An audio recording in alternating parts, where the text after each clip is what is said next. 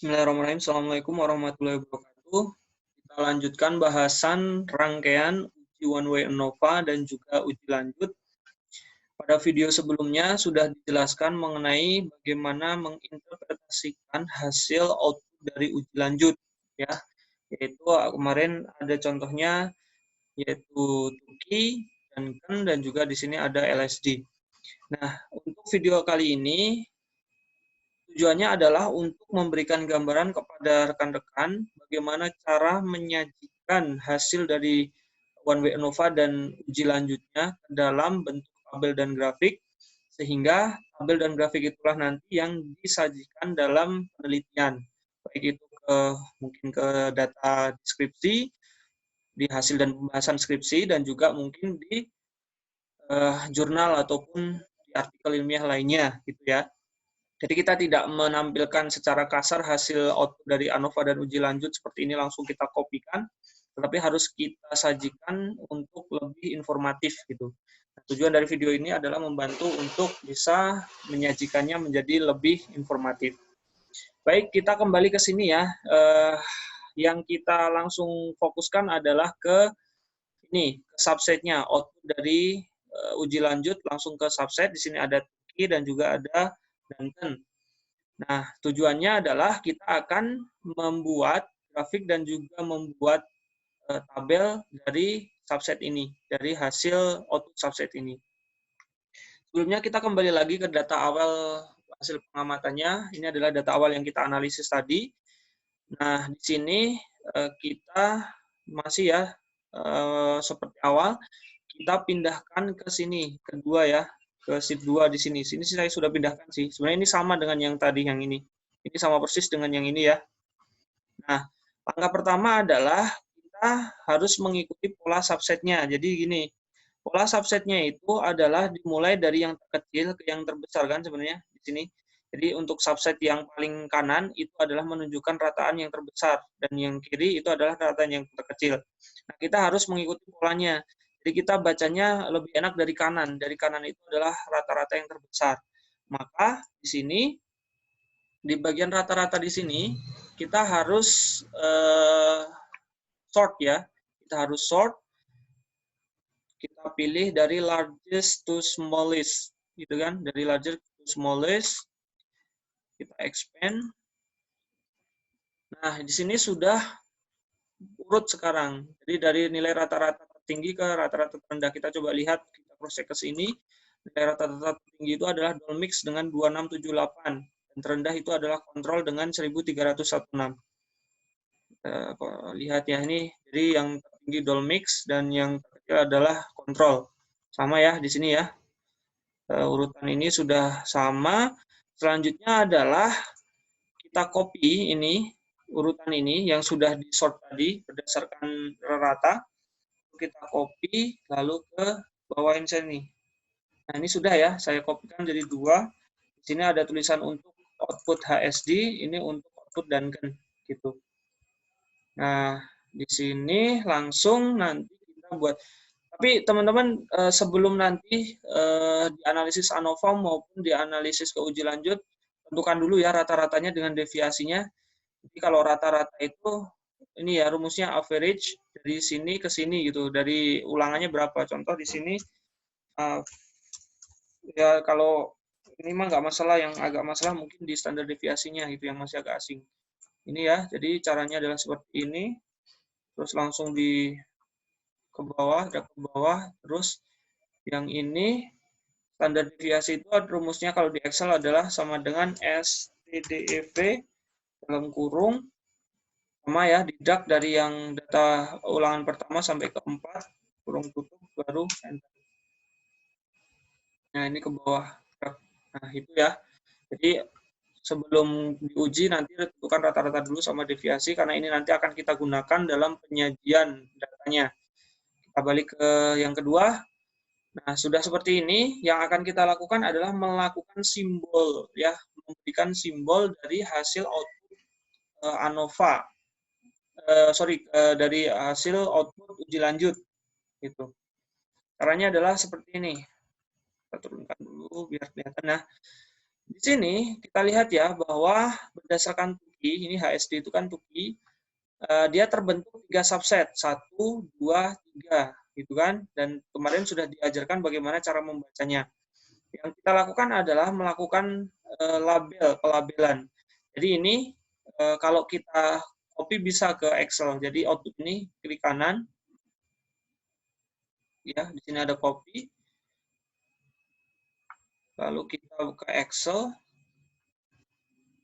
Di sini bisa kita paste di sini. Di situ ya. Oke, mungkin agak dekat sini biar nanti enak bandingnya. Nah, sini. Jadi kalau berdasarkan Tuki itu terbentuk 3 subset ini. Gitu. Nah, kita membacanya selalu dari kanan karena dia terbesar ya, lebih enak seperti itu. Dan pelabelannya adalah setiap subset ini 1, 2, 3 ini kita ganti dengan huruf. Jadi ini masih dalam bentuk angka, kita ganti dengan huruf. Misal seperti ini, subset pertama dari kanan saya kasih simbol A. Subset kedua kita kasih B. Ini ngurusi yang Tuki dulu ya, abaikan yang dankan dulu karena yang subset keempat itu kalau di Tukinya nggak ada, kosong semua. Terus yang C itu kita 1. Nah ini ya, jadi kita sudah melakukan pemberian simbol. Nah caranya penyajiannya adalah seperti ini nih. DDT ini kan, sorry dimulai dari sini ya. Dol mix 2 ya, dol mix 2 kg itu dia masuk ke subset A ya. DDT dia masuk ke subset A, seperti itu. Jadi seperti ini nih. Ini kan sudah diurutkan nih dari yang tertinggi ke yang terendah kan. Maka di sini tinggal dol mix 2 kg itu dia masuk subset A. Ya kan? Subset A, terus DDT dia masuk subset A. Terus azodin dia masuk ke A dan B, berarti kan azodin itu A dan B. Maka di sini simbolnya yang muncul adalah AB gitu. Terus yang Dolmix 1 kg itu masuk subset AB, sama ya. Tulis AB. Terus yang selanjutnya Dimecron Dimecron boom ya. Dimecron boom itu masuk ke subset di sini B dan C, maka tulis B, C. Terus Dimecron yang NAP juga BC, maka tulis BC. Terus yang perlakuan kontrol itu adalah satu subset saja, berarti di sini C. Nah ini simbol untuk yang Tuki, jadi seperti ini. Jadi kalau kita membaca seperti ini kan agak pusing ya, tapi kalau semuanya lihat dari sini, nanti kita bisa langsung visualisasinya itu jelas. Intinya bahwa kita bisa melihat bahwa Dolmix 2 kg itu tidak berbeda nyata dengan DDT, dengan azrodin, dengan Dolmix ya 1 kg, tetapi dia berbeda nyata dengan Dimecron, boom, NAP, dan kontrol gitu. Nah, sedangkan kalau kita lihat di sini kontrol, itu dia tidak berbeda nyata dengan boom dan NAP, tetapi dia berbeda nyata dengan Dolmix, azodin, DDT, dan Dolmix 2 kg. Gitu. Ini kan lebih gampang jadi visualisasinya seperti ini. Nah, selanjutnya kita lanjut dulu yang Duncan-nya ya. Di Duncan itu kita harus mengubah subsetnya, pengelompokan subsetnya, karena di sini muncul 4 ya. Di sini ada 4, berarti di sini kita mulai startnya itu dari A-nya yang keempat, di sini A, terus B, C, D. Di sini ada 4 subset. Nah, caranya adalah persis sama. Dolmix 2 kg dia masuk ke subset yang A. DDT, BHC dia masuk ke A, B ya. Di sini ada 2 ya, A, B. Tuh, A, B. Terus setelah itu azodin dia masuk ke BC. Ini ya, BC. Maka tulis BC. Terus Dolmix 1 kg juga dia BC. Terus Dimecron boom dia masuk hanya di C. Sedangkan Dimecron NAP dia masuk ke yang C dan D. C, D. Lalu yang Duncan kontrolnya dia masuk ke yang subset single D ya. Nah, gini. Oke, selesai ya. Jadi ini yang hasil dari visual simbol ini yang nanti kita akan gunakan nih. Jadi berdasarkan Duncan atau DMRT itu Dolmix 2 kg itu tidak berbeda nyata dengan DTDBHC, tetapi dia berbeda nyata dengan Azodin Dolmix 1 kg dan setelahnya. Dan di sini bisa kita lihat bahwa Azodin dia tidak berbeda nyata dengan DDT, tidak berbeda nyata dengan Dolmix 1 kg, tetapi dia berbeda nyata dengan yang Dolmix 2 kg, dia berbeda nyata dengan, di sini karena ada C-nya ya, kontrol gitu. Dan kontrol dia tidak berbeda nyata dengan Micronep, tapi dia berbeda nyata dengan yang perlakuan lainnya gitu. Nah, itu cara memberikan simbol ya dari output baik itu Tuki maupun Duncan ke simbol seperti ini. Nah, tapi nanti dalam hasil, dalam apa yang ingin kita tampilkan baik di artikel proceeding maupun jurnal maupun artikel lainnya, termasuk di hasil skripsi itu bukan yang ini, bukan yang ini, tapi adalah kita berdasarkan ini nih, ini. Nah, caranya adalah seperti apa? Kita buat, saya sudah menyajikannya ya, ini hanya contoh ya. Biasanya seperti ini tampilannya. Ini sudah di Word-nya, ini salah satu contoh penyajiannya seperti ini. Nih. Nah, dalam penyajian dengan tabel, jadi yang kita munculkan adalah nilai rata-rata, nilai deviasi, standar deviasi, dan juga subsetnya. Jadi ini komponennya itu di rata ini, meskipun namanya hanya rata, min gitu kan, tetapi yang value yang muncul adalah nilai rata-ratanya plus minus apa? Deviasinya. Ya, standar deviasinya. Terus dia tadi simbolnya gitu. Sama untuk yang lain. Jadi dari sini nanti kita lihat bisa pemanannya ya sama saja. Ini intinya bahwa kalau ini berdasarkan output yang mana ini? Oke, ini berdasarkan yang Tuki ya. Nah, ini saya dasarkan yang ini. Gitu. Jadi berdasarkan ini, bisa dilihat bahwa susah amat. Ini. Jadi berdasarkan Tuki ini kan sama ini A, AB, AB, BC, BC, C gitu. Dan yang disajikan adalah yang tadi ini ya. Nah, ini rata dan deviasi dengan plus minusnya gitu nih. Jadi rata-ratanya berapa, terus deviasinya berapa ini? Rata-ratanya 2678 plus minus deviasi baru subsetnya gitu. Nah, seperti itu penyajiannya ini. Jadi kalau di jurnal-jurnal atau mungkin di hasil skripsi itu yang kalian sajikan yang ini. Tabel, kalau mau dalam bentuk tabel, tabelnya seperti ini. Untuk setiap perlakuan dan juga hasilnya, gitu. Ratanya, dan juga deviasi simbolnya. Nah, kalau dalam bentuk grafik, itu juga bisa dilakukan dengan metode sama. Rata-rata, deviasi, dan juga subset. Itu bentuknya menjadi seperti ini. Nah, ini kan kalau di jurnal-jurnal biasanya yang disajikan seperti ini kan, munculnya seperti ini. Nah, itu sebenarnya grafik ini sama makna atau isinya itu sama dengan tabel ini gitu, cuman disajikan dalam bentuk grafik. Nah, yang mungkin jadi persoalan ini biasanya untuk teman-teman yang jadi masalah itu bagaimana cara memunculkan ini ya standar deviasi ini gitu kan.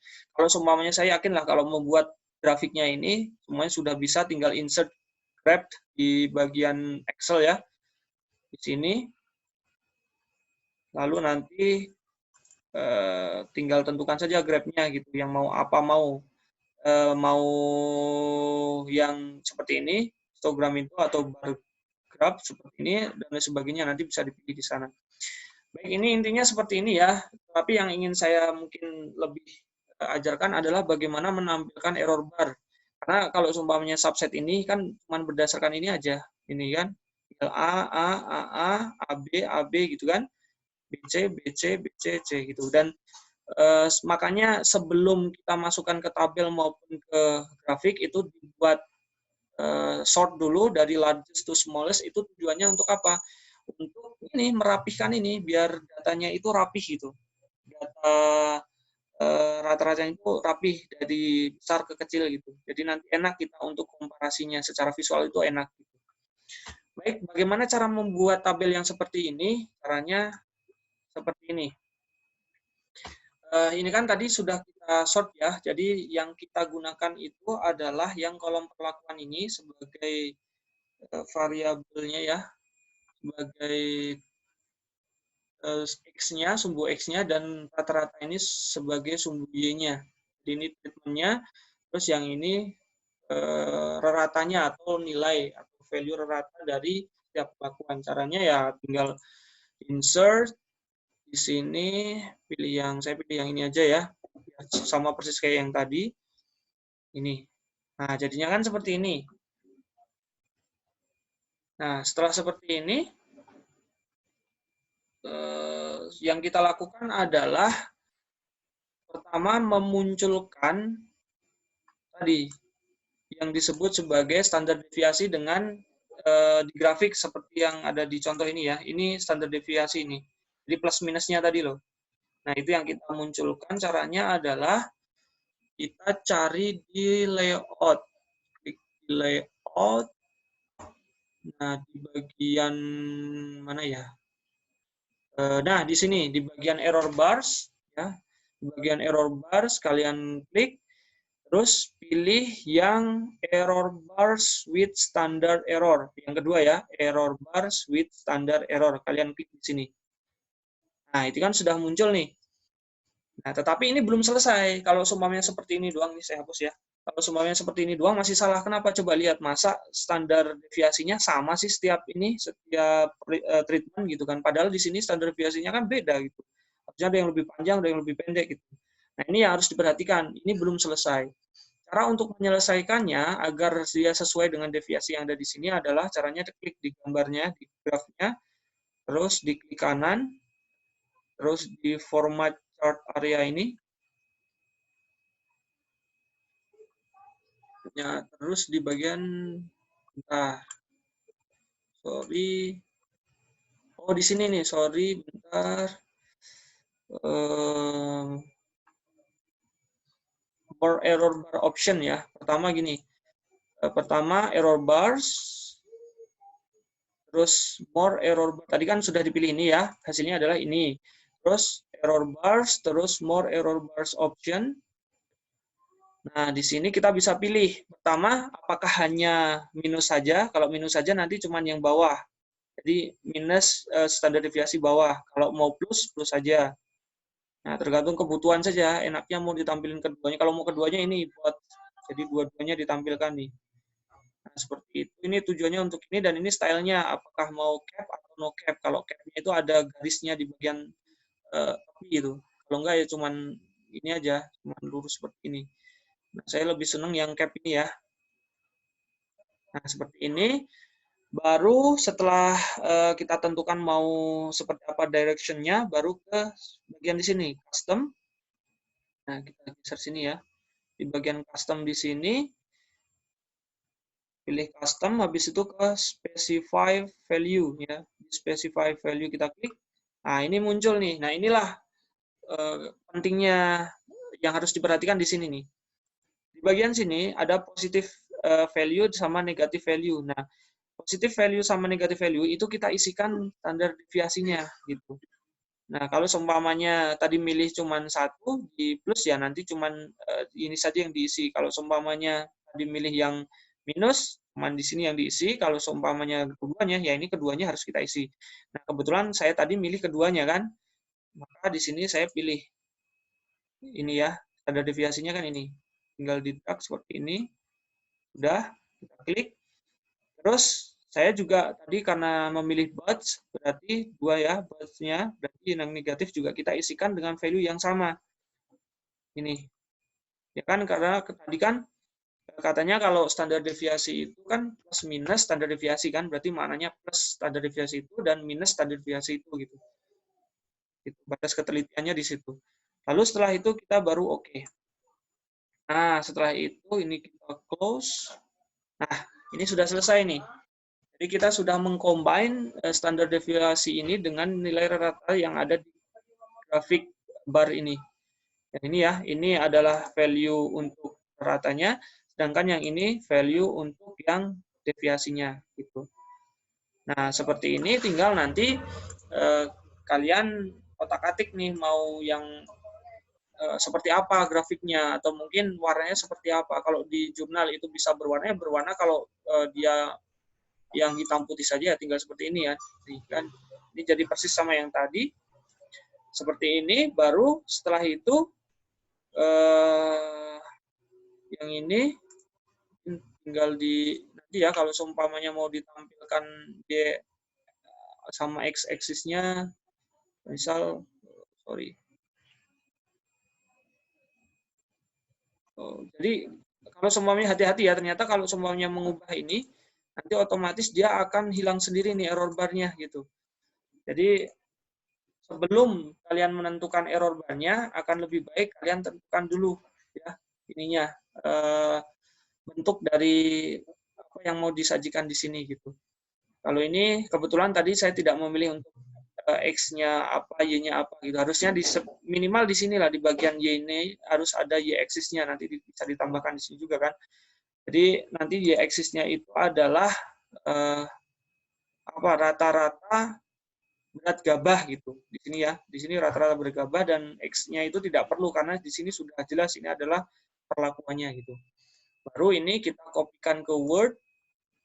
Nah, seperti ini baru nanti kita beri notasi.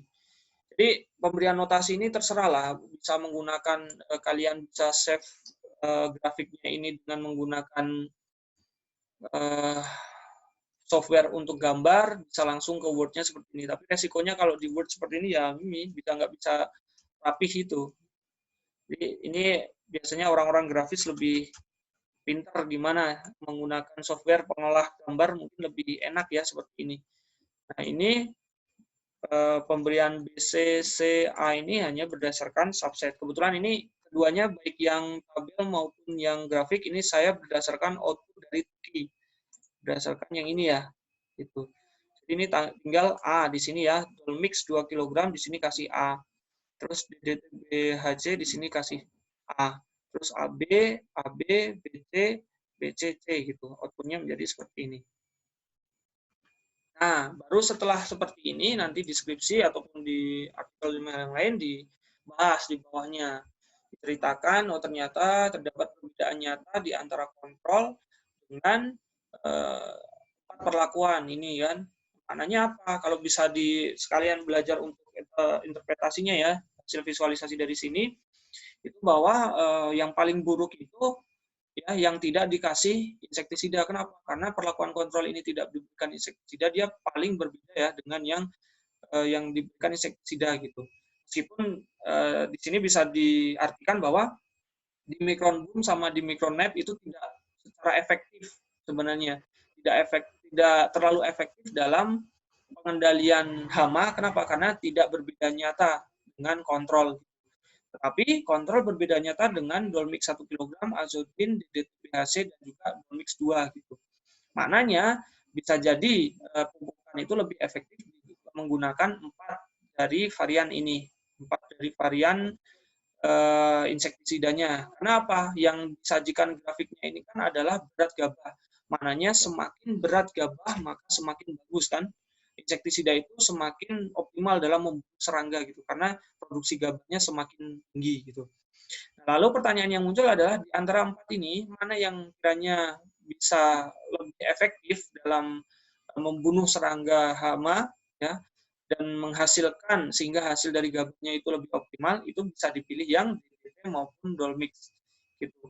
Meskipun di sini ada perbedaan rata-rata ya di antara DDT dan Dolmix itu, tetapi secara signifikansi itu tidak berbeda nyata. Maknanya boleh itu menggunakan DDT, boleh menggunakan yang Dolmix gitu.